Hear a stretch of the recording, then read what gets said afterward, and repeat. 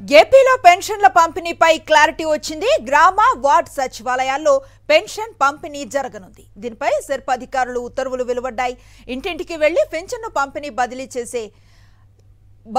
పంపిణీ చేసే బదులు సచివాలయంలో పంపిణీ చేయాలని ఆదేశించారు. ఎన్నికల కోడ్ అమల్లో ఉండటంతో వాలంటీర్ల ద్వారా పెన్షన్ పంపిణీ చేయవద్దని ఎన్నికల కమిషన్ ఆదేశించిన నేపథ్యంలో ఈ నిర్ణయాన్ని తీసుకున్నారు. ఇంటింటికి వెళ్లి పెన్షన్ పంపిణీ చేసేందుకు ప్రత్యామ్నాయ సిబ్బంది అందుబాటులో లేకపోవడంతో గ్రామ వార్డు సచివాలయాల్లో పంపిణీ చేయాలని నిర్ణయించారు. లబ్ధిదారుల ఆధార్ కార్డ్, బయోమెట్రిక్ ఆధారంగా పెన్షన్ పంపిణీ జరగనుంది. ఏప్రిల్ 3 నుంచి సచివాలయంలో పెన్షన్ పంపిణీకి ఏర్పాట్లు చేస్తున్నారు.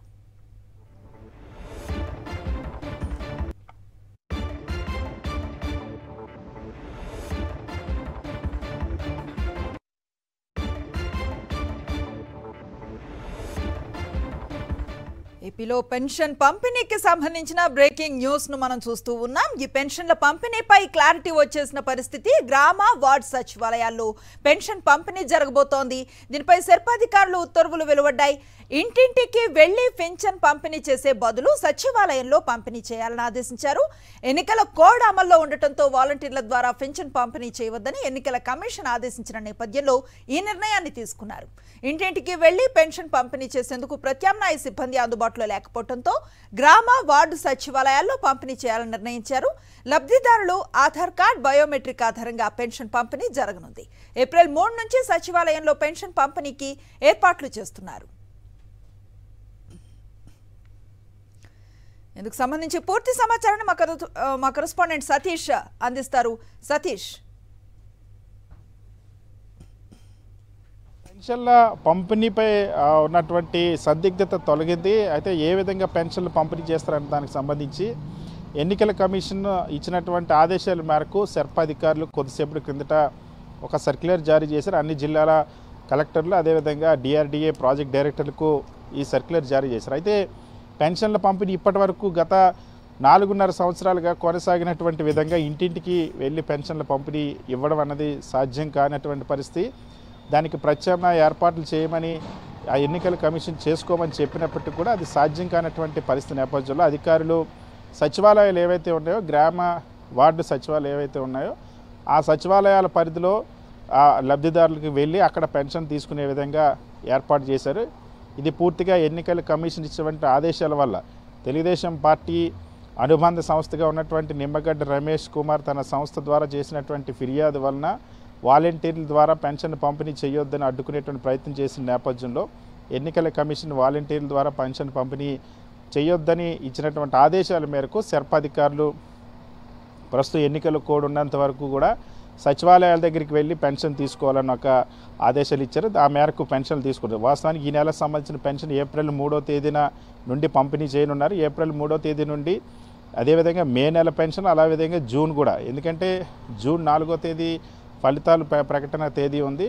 సో అంతవరకు కూడా ఎన్నికల కోడ్ అమల్లో ఉంటుంది కాబట్టి జూన్ నెలకు రాబోయేటువంటి 3 నెలల పెన్షన్ కూడా ఇప్పుడు పెన్షన్ లబ్ధిదారులు ఎవరైతే ఉన్నారో వీళ్ళంతా కూడా ఆయా గ్రామ సచివాలయాలు, వార్డు సచివాలయాల దగ్గరికి వెళ్ళి తీసుకోవాల్సి ఉంటుంది. దీనికి సంబంధించినటువంటి కొన్ని మార్గదర్శకాలను కూడా సెర్ప్ అధికారులు జారీ చేశారు.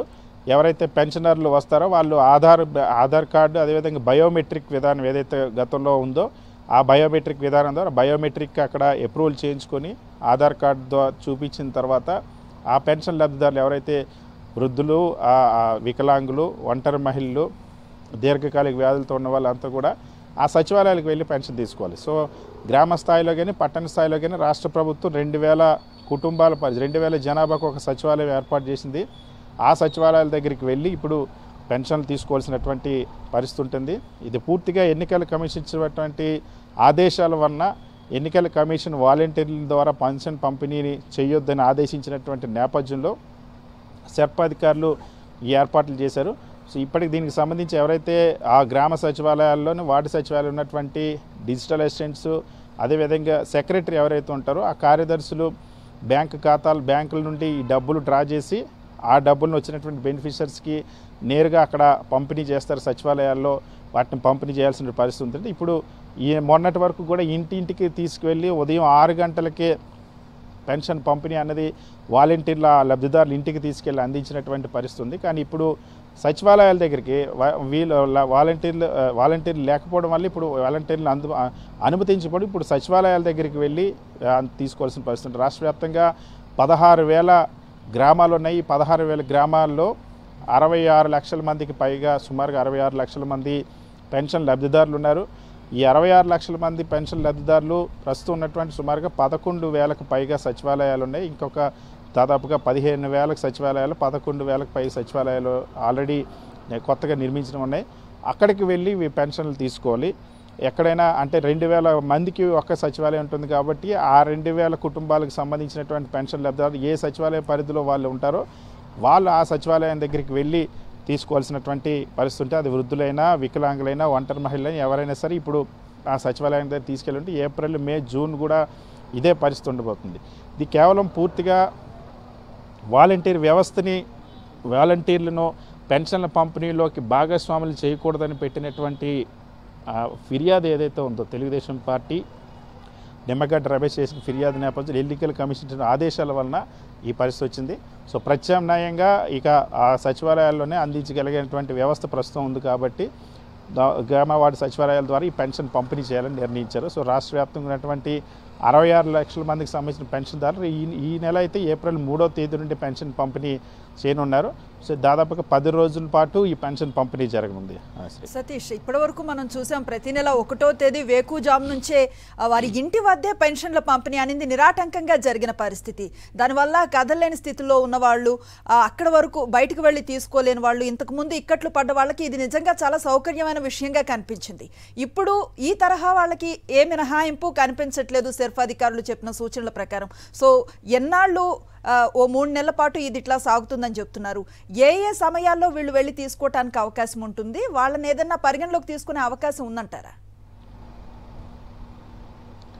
ఇక పూర్తి ఏప్రిల్ 3వ తేదీ నాటికి ఏ సచివాలయానికి ఆ సచివాలయానికి ఆయా జిల్లాలకు సంబంధించినటువంటి డిఆర్డిఏ ప్రాజెక్ట్ డైరెక్టర్లు ఆదేశాలు ఇస్తారు. వాస్తవానికి నిజంగానే ఇప్పటివరకు దాదాపుగా 4.5 సంవత్సరాల పాటు వృద్ధులు కానీ, వికలాంగులు కానీ, ఒంటరి మహిళలు కానీ, దీర్ఘకాలిక వ్యాధులతో బాధపడుతున్న వాళ్ళు కానీ ఎటువంటి కష్టం లేకుండా వాళ్ళ ఇంటికి వెళ్ళి వాలంటీరు పెన్షన్ అందించే వాళ్ళు సూర్యోదయానికంటే ముందే దాదాపుగా ప్రతి నెల కూడా 1వ తేదీన ఉదయం 10 గంటల లోపే దాదాపుగా 65% పెన్షన్ పంపిణీ డిస్ట్రిబ్యూషన్ అనేది పూర్తయ్యేటువంటి పరిస్థితి. కానీ ఇప్పుడు మళ్ళీ పాత రోజుల్లోకి వచ్చినటువంటి పరిస్థితి 3 నెలలు. ఎందుకంటే గతంలో పెన్షన్ల పంపిణీకి సంబంధించి గ్రామ పంచాయతీ కార్యాలయం దగ్గర లేదా ఇంకొక ఏదో ఒక సెంటర్ దగ్గర చెట్టు కింద ఒక ఆఫీసర్ వెళ్ళి అందరిని తీసుకొచ్చి ఎండలో లైన్లో నిలబెట్టిన తర్వాత పెన్షన్ పంపిణీ జరిగేటువంటి పరిస్థితి. మళ్ళీ ఇప్పుడు అటువంటి పరిస్థితి వస్తుంది. కేవలం ఇది తెలుగుదేశం పార్టీకి సంబంధించి తెలుగుదేశం పార్టీ అనుబంధ విభాగం ఉన్నటువంటి నిమ్మగడ్డ రమేష్ సంస్థ చేసినటువంటి ఫిర్యాదు వల్ల వచ్చినటువంటి కష్టం. అయితే ఇది టెంపరీగా 3 నెలల వరకు మాత్రం ఉంటుంది. తర్వాత మళ్ళీ వాలంటీర్ల ద్వారా పెన్షన్లు పంపిణీ చేస్తారు. కానీ ఈ 3 నెలలు ఇప్పుడు తీవ్రమైనటువంటి మండే ఎండలు ఉన్నటువంటి కాలం, 3 నెలలు కూడా ఎండలు చాలా తీవ్రంగా ఉండేటువంటి అవకాశం ఉంది. ఇప్పటికే అనేక ప్రాంతాల్లో ఎండలు 40 డిగ్రీలు పైబడి ఉంటున్నాయి. సో ఎంతసేపట్లోగా ఆ పెన్షన్ల పంపిణీ, ఎందుకంటే సచివాలయాలు ఉదయం 10 గంటలకు తెరుచుకుంటాయి కాబట్టి ఆ తర్వాత మాత్రమే పెన్షన్ పంపిణీ జరుగుతుంది. అప్పుడు ఈ వృద్ధులైనా, వికలాంగులైనా ఎండల్లో ఎదురు చూడాల్సినటువంటి పరిస్థితి. ప్రత్యేకంగా తెలుగుదేశం పార్టీ ఒక రాజకీయ దురుద్దేశంతో చేసినటువంటి ఫిర్యాదు వల్ల, రాజకీయ కక్షతో చేసినటువంటి ఫిర్యాదు వల్ల ఇప్పుడు అల్టిమేట్గా ఆ వృద్ధులు, అవ్వాతాతలు కానీ, వృద్ధులు కానీ, వికలాంగులు కానీ, ఒంటరి మహిళలు కానీ కష్టాలు పడాల్సినటువంటి పరిస్థితి వస్తుంది. అయితే ఇంకొక ప్రత్యామ్నాయ మార్గం లేదు కాబట్టి అధికారులు కూడా ఇక సచివాలయాల పరిధిలోనే ఈ పెన్షన్లు పంపిణీ చేయాలని నిర్ణయించారు. దాదాపుగా 3 నెలల పాటు కూడా ఎలక్షన్ కోడ్ అమలు ఉన్నంత వరకు ఎన్నిసార్లు పెన్షన్ పంపిణీ చేయాల్సి వస్తే అప్పుడు ఖచ్చితంగా ఇదే మార్గంలో పంపిణీ చేయబోతా ఉన్నారు. సో ఈ నెలకు సంబంధించిన పెన్షన్ మాత్రం ఏప్రిల్ 3వ తేదీ నుండి సచివాలయాల్లో పంపిణీ చేయనున్నారు అనేసి. Right, thank you Satish.